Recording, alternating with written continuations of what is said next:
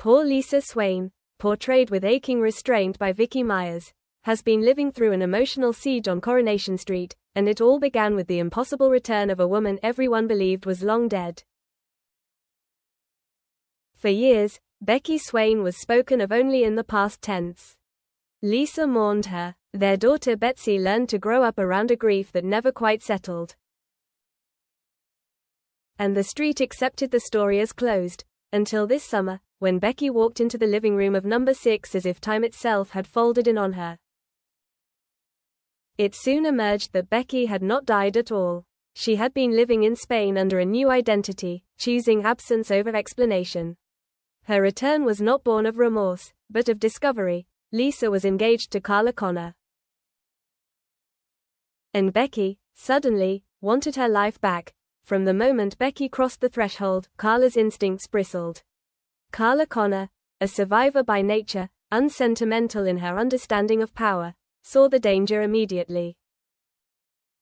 She recognized the language Becky used, the carefully chosen warmth, the way intimacy was offered like bait.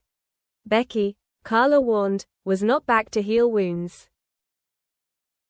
She was back to reopen them, but Lisa was already compromised. As Vicky Myers explained this week at the Coriel premiere, Lisa's vulnerability was not weakness, it was history. Years of grief. Years of watching Betsy struggle to grow around the idea of a mother who vanished. Years of longing for a version of the past that could be rewritten into something survivable. In that emotional terrain, Becky's return felt less like a threat and more like a miracle Lisa desperately wanted to believe in. That hope came at a cost. Carla tried. She named the manipulation. She pointed out the drip feeding, the selective truths, the emotional reframing, the subtle pressure designed to erode boundaries. But Becky's tactics were not new.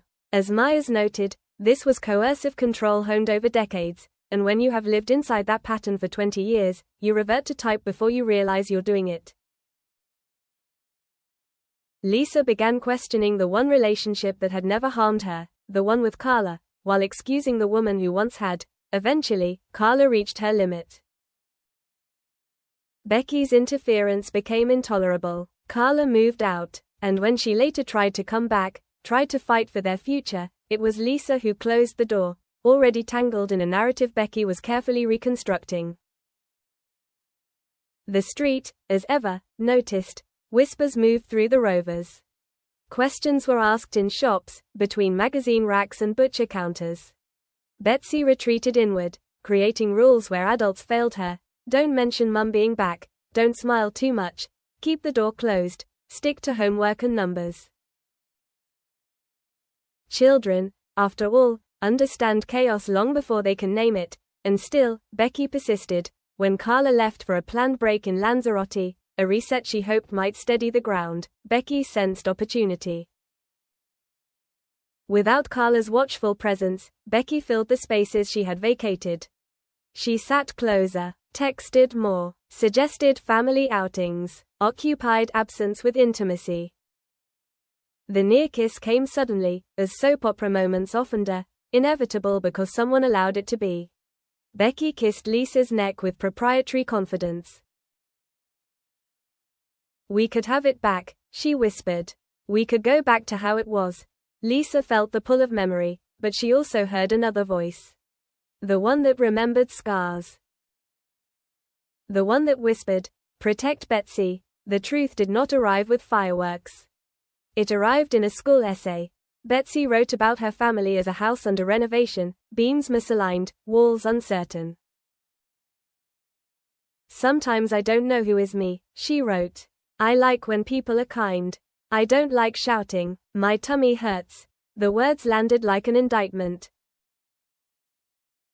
Lisa finally saw what she had been missing. The flinches, the stomach aches, the way Becky's laughter raised Betsy's shoulders. Love had blinded her, but motherhood sharpened her vision. At Coriel, the much-hyped crossover event with Emmerdale, Becky attempted to stage her triumph publicly. She framed reconciliation as spectacle, intimacy as performance. Cameras flashed, crowds gathered, and Becky leaned in to kiss Lisa's neck in full view of the street. It was Betsy who broke the moment. What about Carla, Mummy? She asked. Is she coming back? The question cut through the noise. Becky answered smoothly, too smoothly. And for the first time, Lisa saw her clearly. Not as memory. Not as hope, but as a woman using history as leverage. Lisa stood. Her voice was calm, firm, unyielding. We will not do this here. Not in front of Betsy. Not when she can't choose. Moments later, Carla arrived, late, breathless, carrying the weight of everything she feared she'd miss. The balance shifted. Becky faltered. The manipulation no longer had shadows to hide in. There was no screaming match. No tabloid-friendly explosion. Just boundaries, spoken aloud, enforced publicly, and finally believed.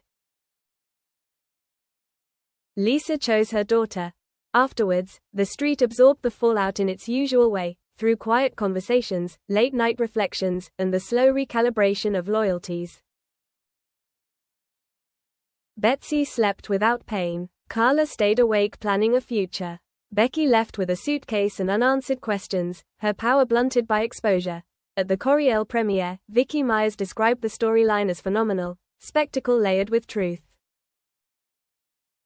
Soaps, she reminded audiences, hold a mirror to society.